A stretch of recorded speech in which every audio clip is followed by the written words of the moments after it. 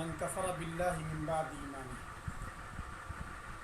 اس آیت میں اللہ رب العزت نے یہ بتلایا ہے کہ اگر کوئی شخص ایمان لانے کے بعد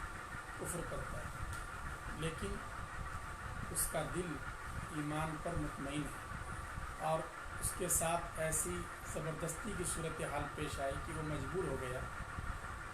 تو اس کے لیے گنجائش اور اجازت ہے۔ رسول اکرم صلی اللہ علیہ وسلم نے جب مکۃ المکرمہ میں دعوت شروع فرمائی تو شروع میں وہاں کے کافروں نے اور ظالموں نے مسلمان کمزور تھے انہیں بہت ستایا، اور ایک بار کئی مسلمانوں کو گرفتار کر لیا اور زبردستی ان سے یہ مطالبہ کیا کہ وہ کفر کا کلمہ بکیں۔ حضرت یاسر اور حضرت سمیہ رضی اللہ عنہ انہوں نے تو انکار کر دیا، جس کی وجہ سے ظالموں نے انہیں شہید کر دیا۔ حضرت عمار رضی اللہ عنہ نے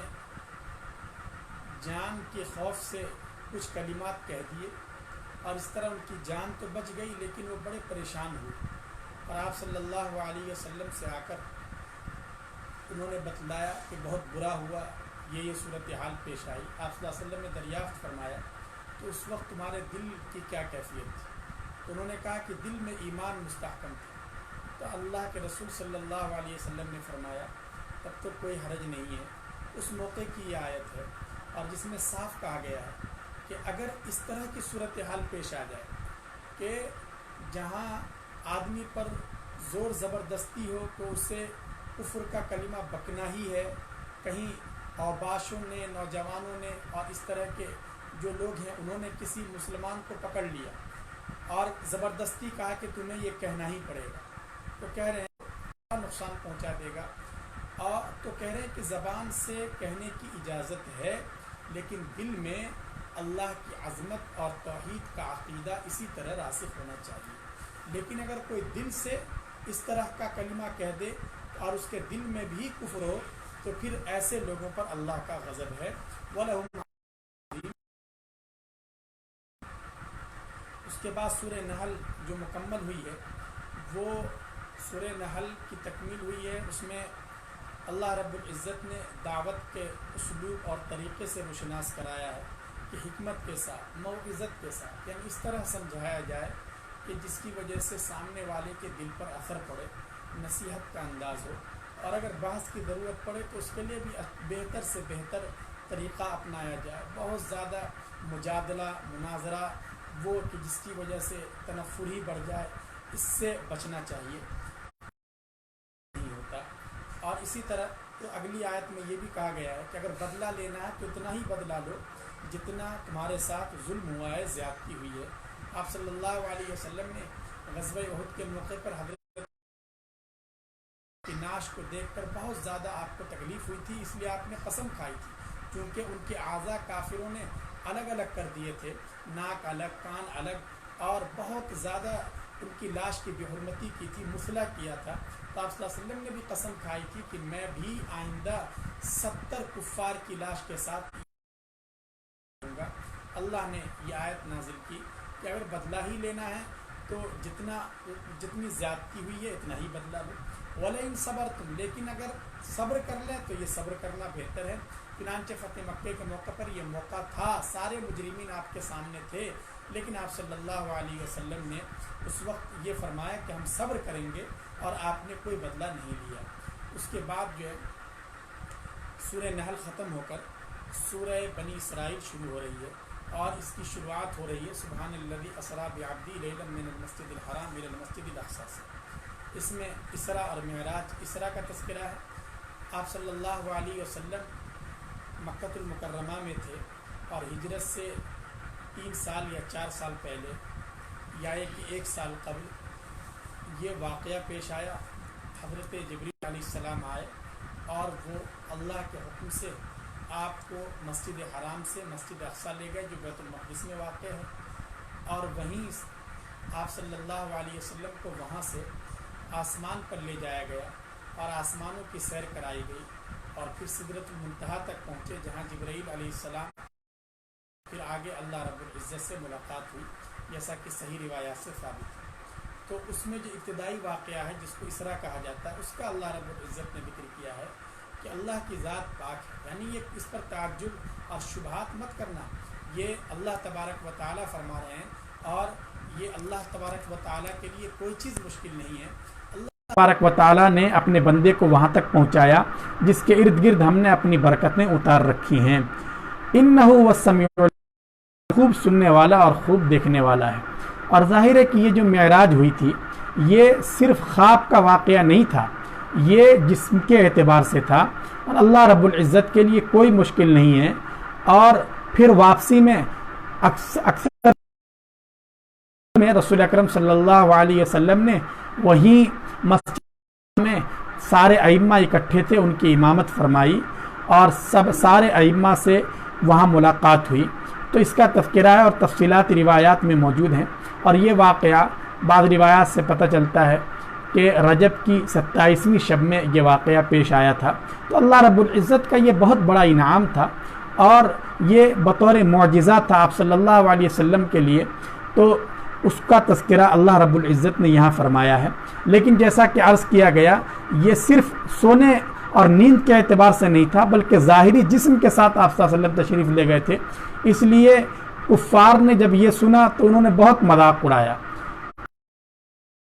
تو خواب میں تو کوئی بھی آدمی کچھ بھی دیکھتا رہتا ہے، اس پر ان کو تعجب نہیں ہوتا، بلکہ بعض کمزور لوگ مرتد بھی ہو گئے تھے۔ یہ سب اس بات کی دلیل ہے کہ انہوں نے بھی یہ سمجھا کہ یہ جو واقعہ جس کا دعویٰ کیا جا رہا ہے وہ ظاہر جسم کے ساتھ یہ واقعہ پیش آیا ہے۔ تو بہرحال اللہ تبارک و تعالیٰ نے آپ صلی اللہ علیہ وسلم کو یہ اعزاز عطا کیا تھا، اور اسی موقع پر نماز کی فرضیت ہوئی جیسا کہ روایات سے ثابت ہے۔ اگلی آیات اللہ تبارک و تعالیٰ نے بنی اسرائیل کے ساتھ جو معاملہ تھا اس کا تذکرہ کیا ہے کہ خصوصیت کے ساتھ اللہ نے یہ فیصلہ کیا تھا کہ یہ 2 مرتبہ بنی اسرائیل بہت زیادہ فساد اور بربریت پر آمادہ ہوں گے، اور ان کے ساتھ اسی طرح کا معاملہ کیا جائے گا۔ چنانچہ کئی بار ایسا ہوا ہے، اور عام طور سے مفسرین کی رائے یہ ہے کہ ایک تو بخت نصر والا جو واقعہ ہے، اور ایک اس کے بعد حضرت عیسیٰ علیہ السلام کی پیدائش کے بعد 2 مرتبہ جب ان پر بہت زیادہ ظلم ہوا ہے کہ ان کو شہر سے نکالا گیا اور مسجد کو آگ لگا دی گئی اور ان کے نوجوانوں کو قتل کیا گیا، ان کا واقعہ ہے۔ قرآن کریم نے صاف کہا کہ تم چونکہ فساد مچاؤ گے، اس لیے اللہ تبارک و تعالیٰ تمہارے ساتھ اسی طرح کریں گے عذاب کا اور سختی کا۔ تو یہ بنی اسرائیل کے بارے میں کہا گیا ہے۔ قرآن کریم کا ایک عام اسلوب ہے کہ وہ دوسرے لوگوں کو بھی اسی طرح گویا کہ وہ درس عبرت کے طور پر ان واقعات کو بیان کرتا ہے۔ تو یہی حال مسلمانوں کے ساتھ ہے کہ مسلمان بھی جب شر پر اور الحاد اور دین سے بیزاری پر آمادہ ہوتے ہیں تو ان کو بھی اللہ تبارک و تعالیٰ اس طرح کے حالات میں مبتلا کرتے ہیں۔ اگلی آیات میں ایک بہت اہم حکم کا تذکرہ ہے،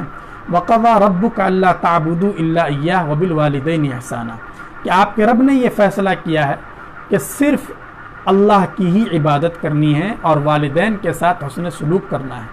اللہ نے اپنی عبادت کے ساتھ والدین کے ساتھ حسن سلوک کو بھی ذکر کیا ہے، اس سے اس کی اہمیت کا پتہ چلتا ہے۔ اما یبلغن عندک الکبر احدہما او کلاہما، ظاہر ہے کہ والدین کے بندے اپنے بیٹے پر اولاد پر بہت زیادہ حقوق ہیں۔ رسول اکرم صلی اللہ علیہ وسلم نے ارشاد فرمایا کہ ماں باپ تمہاری جنت ہیں یا تمہارے لیے جہنم ہے، یعنی چاہے تو ان کو راضی کر کے اللہ کو راضی کر لو اور جنت کے مستحق بن جاؤ، اور چاہے تو ماں باپ کو خوب تکلیف دو، ان کا دل دکھاؤ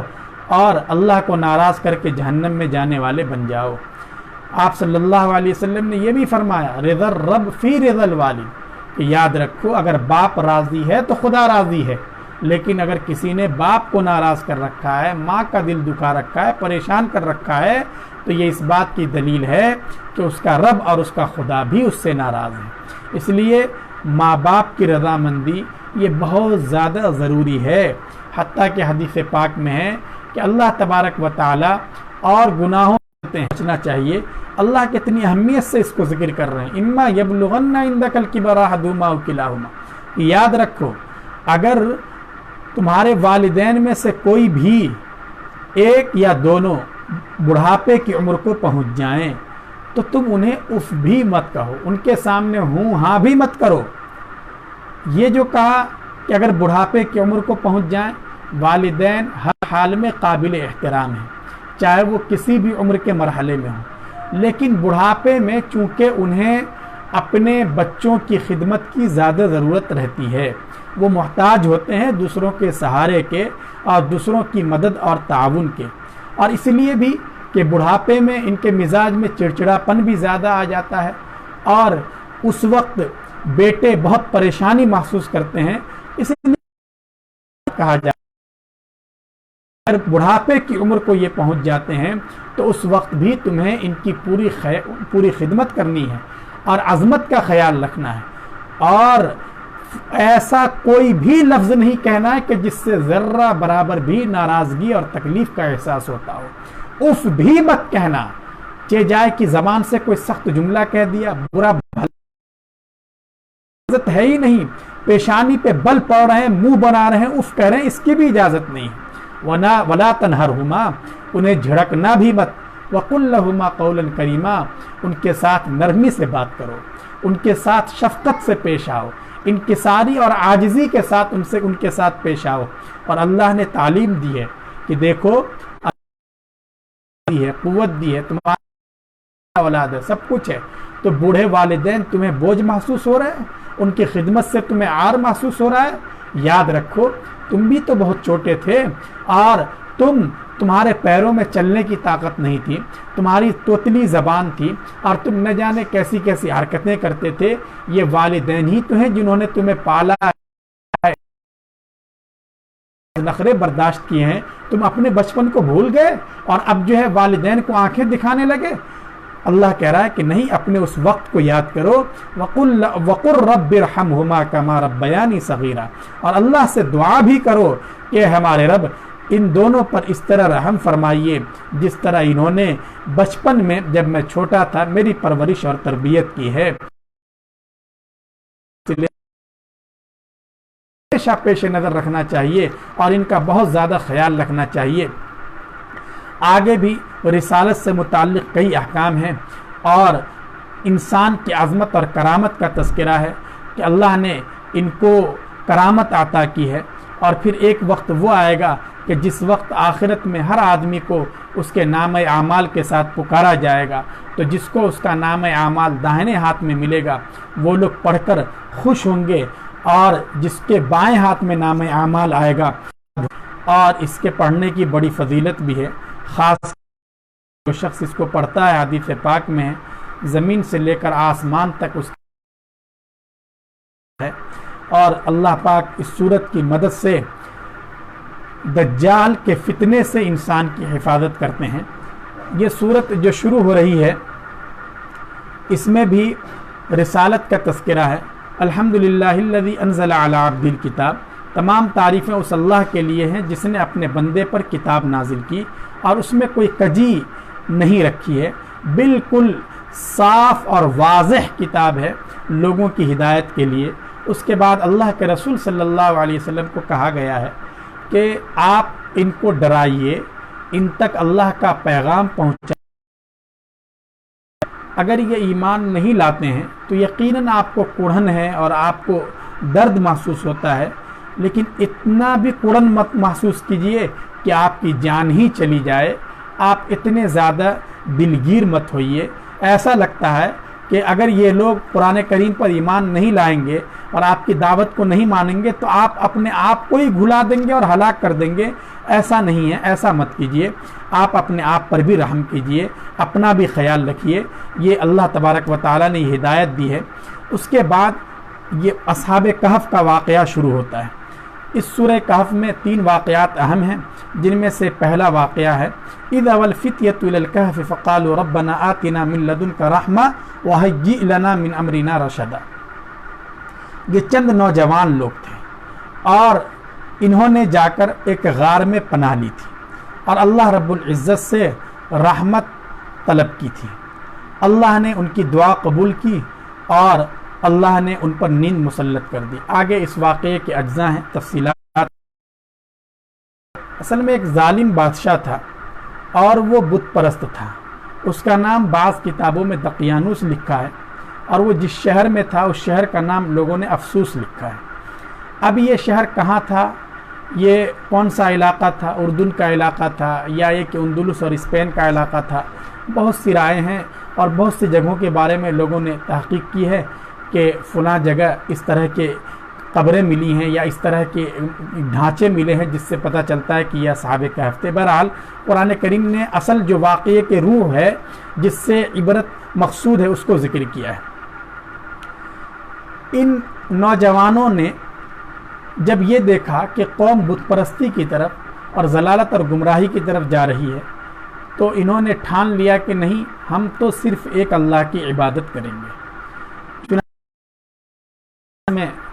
تذکرہ بھی کر دیا اس کا اور یہ بات پہنچ گئی آہستہ آہستہ بادشاہ کے پاس. بادشاہ نے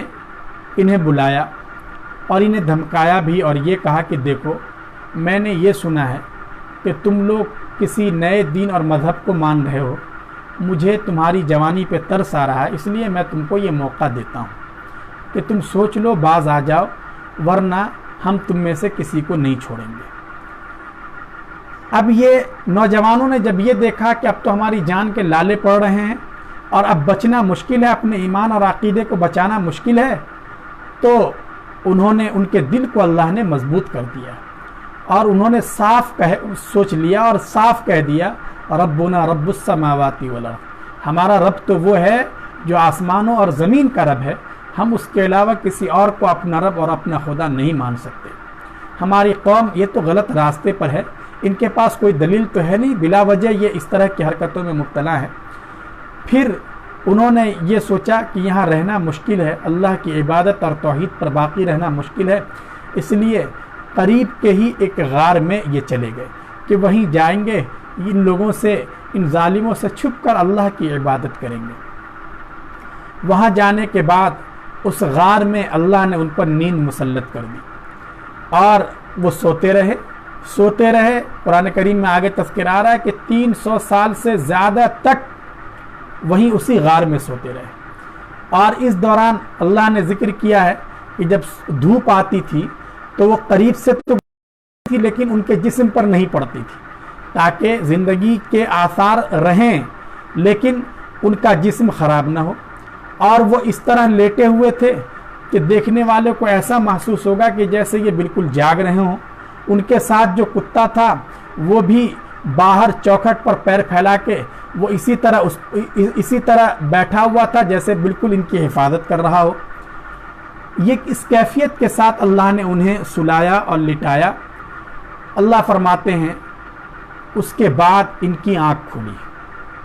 آنکھ کھلنے کے بعد تو دنیا بدل چکی تھی، چونکہ 300 سال میں دنیا میں کتنے انقلابات آئے، کتنے تغیرات آئے،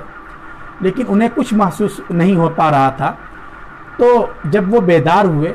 تو ایک نے پوچھا کہ بھائی کتنے دن تک سوتے رہے؟ تو ایک نے کہا کہ 1 دن سوئے ہیں اور کسی نے کہا کہ نہیں تھوڑی دیر سوئے ہیں. اس طرح انہوں نے آثار سے محسوس کیا، لیکن پھر انہوں نے محسوس کیا کہ نہیں شاید بہت دنوں تک ہم سوتے رہیں، اس لیے کہنے لگے ربکم عالم بما لبثتم، کہ جاؤ اس میں الجھنے کی کیا ضرورت ہے، اللہ کو صحیح علم ہے کہ ہم کتنے دنوں تک سوتے رہیں. اب انہیں محسوس ہوا کہ بھوک لگ رہی ہے. فبعثوا احدکم بورقکم هذه الى المدینہ، اپنے ساتھ وہ کچھ توشہ بھی لے کر گئے تھے، کچھ اس وقت کے جو سکے چلتے تھے، جو کرنسی چلتی تھی، وہ بھی اپنے ساتھ لے گئے تھے. اس سے معلوم ہوا کہ اپنے ساتھ اس طرح کے اسباب کو لے کر جانا یہ توکل کے خلاف نہیں ہے. چنانچہ ان میں سے ایک آدمی کو انہوں نے طے کیا کہ یہ سکہ لو اور شہر میں چلے جاؤ، دیکھو کہیں کوئی ہوٹل ہو یا کوئی دوسری جگہ ہو، وہاں سے کچھ کھانے کی چیز لے آؤ، لیکن اس کا خیال رکھنا کہ حلال اور پاکیزہ روزی ہونی چاہیے. یہ اس لیے انہوں نے کہا کہ اس زمانے میں چونکہ اس شہر پر بت پرستوں کا غلبہ تھا،